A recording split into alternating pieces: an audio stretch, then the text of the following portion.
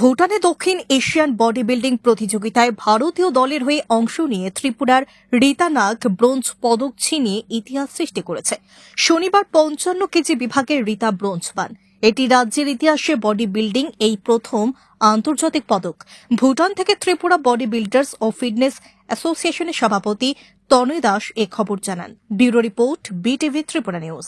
রাজ্যের প্রথম মেয়ে যে south Asian body building championship 15 south Asian body building championship যেটা থিম্পু ভুটানে হচ্ছে এখন, আজকে ইন্ডিয়াকে রিপ্রেজেন্ট করেছে এখানে এবং 155 সেন্টিমিটার বিলো 155 সেন্টিমিটারের মডেল ফিজিক্স ক্যাটাগরিতে আমাদের দেশের জন্য এবং আমাদের রাজ্যের জন্য ব্রোঞ্জ মেডেল নিয়ে আসছে, সিকিউর করেছে।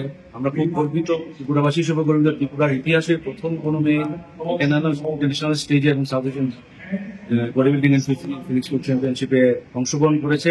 আমরা চাই আপনারা সবাই আশীর্বাদ করুন এবং ওর যোগ্য সম্মানটুকু আমরা তাকে দেওয়ার চেষ্টা করছি।